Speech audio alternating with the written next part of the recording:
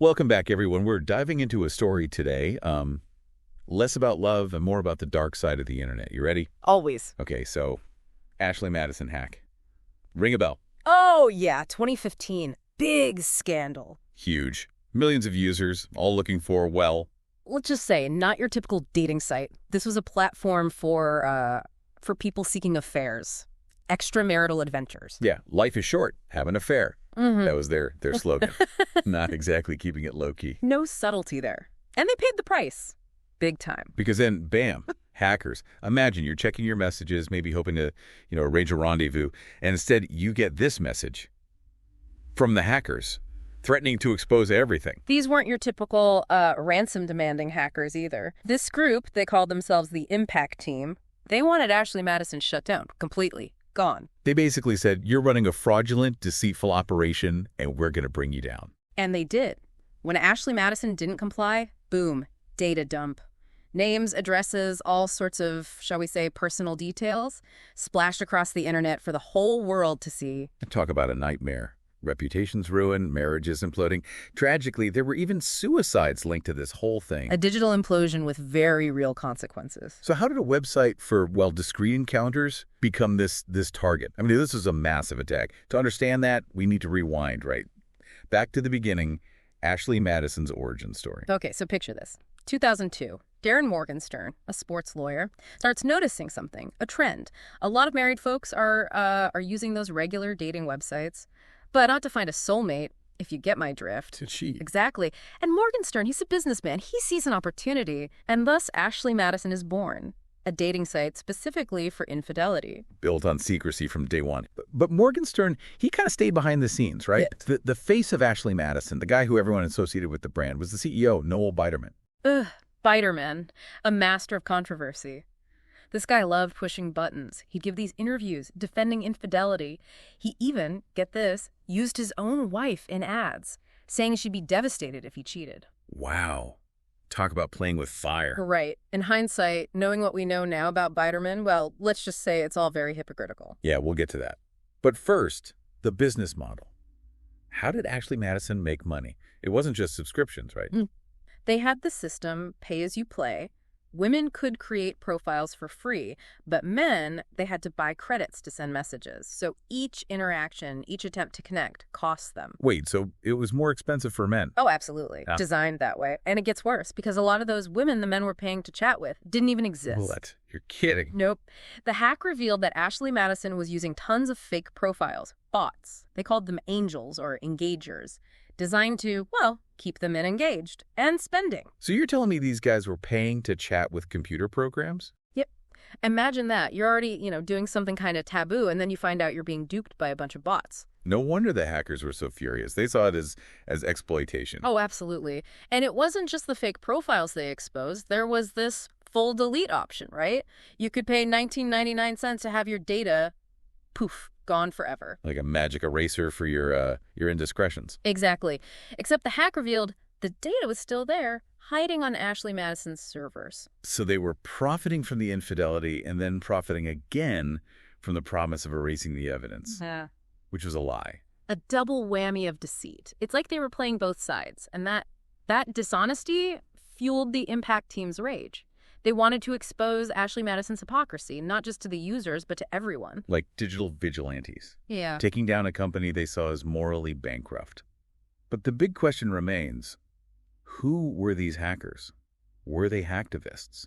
Disgruntled employees? No one seems to know for sure. The mystery just adds to the whole saga. Who were these digital avengers?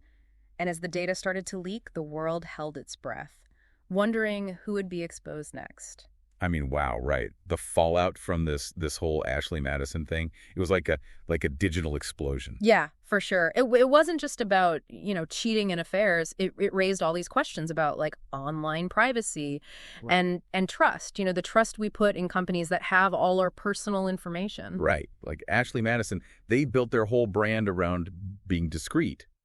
A safe space for secrets. And then they could even protect the very data they were profiting from. Totally. And it makes you think, right, all these other companies, all the websites we use, are they doing enough to keep our information safe? Are they being honest about about how they're using it. The Ashley Madison hack kind of forced everyone to think about that. Yeah, for sure.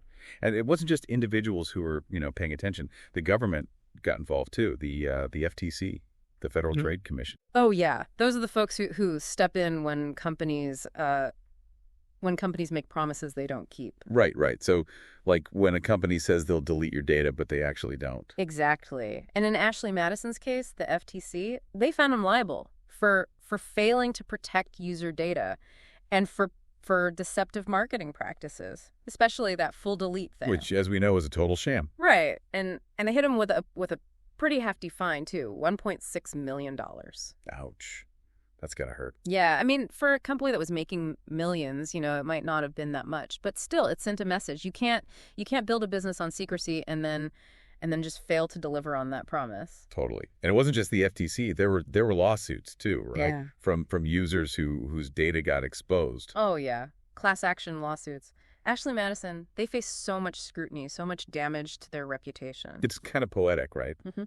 A company built on secrets, brought down by its own inability to keep them. Definitely ironic. But beyond all that, the Ashley Madison hack, it had a real human cost. Right. We talked about the suicides, but there were so many other lives that were just shattered. Yeah. Marriages, careers, people were blackmailed, extorted. It wasn't just, embarrassment. It was criminal activity. People terrified of being exposed, paying huge sums of money to keep your name secret. Wow. It's scary to think that in the digital age, our secrets are never really safe.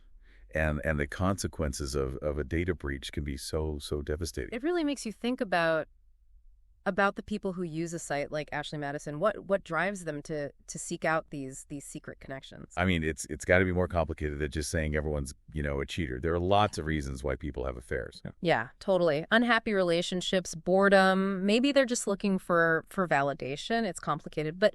But what's interesting is that Ashley Madison, they capitalized on those vulnerabilities. They built a platform that promised to fulfill those needs, but under the cover of secrecy. And that's where the whole idea of trust and betrayal comes in.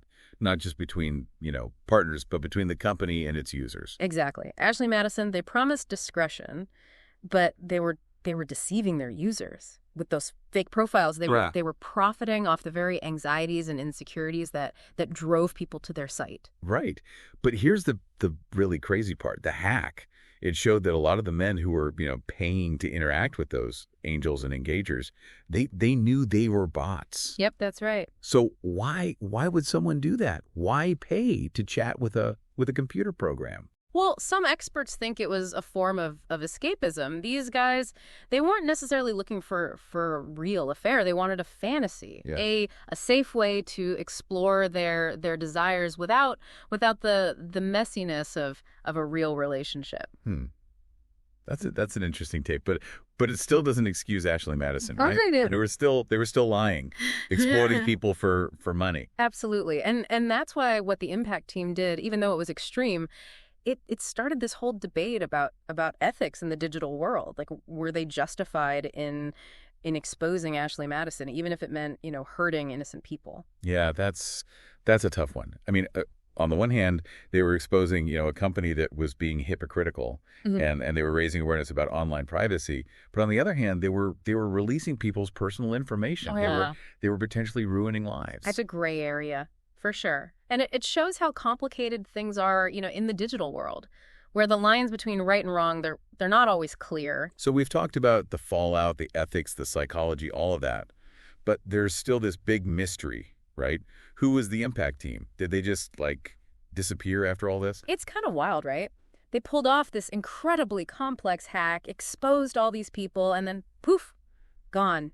No one's ever claimed responsibility, no arrests. Nothing. You'd think with all the technology we have, digital forensics and all that, someone would have found something, a clue, a trace, but nothing. It's like they vanished into thin air. Yeah, it adds to the whole, the mystery. Were they these brilliant hacktivists driven by outrage, or were they something else, a foreign government, cyber criminals? Who knows? Okay, so let's talk theories. One of the main suspects early on was this guy, William Brewster Harrison. He used to work for Ashley Madison. Right, Harrison. He was an SEO expert. So he knew how to make websites, show up in search results, which means he He understood how websites work, like really understood, Yeah. including their weaknesses. So he had the skills, and he had a reason to be angry. He had a history of harassing former employers. He even threatened Ashley Madison's CEO. Yeah, Biderman. And there were these leaked emails where Harrison was like bragging about how he could, hack into their systems. He even said he created some of those fake profiles himself. Wow. So it all kind of pointed to him, except for one problem, Harrison. He died a year before the hack. Suicide. Yeah, a really tragic twist. It threw everyone for a loop. Some people think maybe he set the whole thing up beforehand, programmed it to happen automatically, like a time bomb. A digital dead man switch. That's kind of creepy, but also brilliant. Right.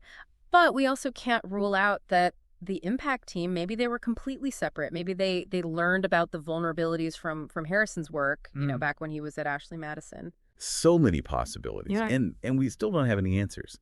But whoever they were, they did what they set out to do. They exposed Ashley Madison, and they got people talking about online privacy and security. Yeah, they made us all think about trust in this digital age. Can we ever really be anonymous online? What happens to our data? These are big questions. And the crazy thing is, Ashley Madison, they didn't just disappear. They actually survived all this. I know, right? They rebranded, they improved their security. They even tried to change their marketing, not be so focused on the whole infidelity thing. But I guess there's always going to be a market for secrets. Apparently. But maybe the biggest takeaway from all this, from the Ashley Madison hack, is that what we do online, it doesn't stay online. It affects our real lives. Yeah, and sometimes the consequences, they can be way worse than we ever imagined.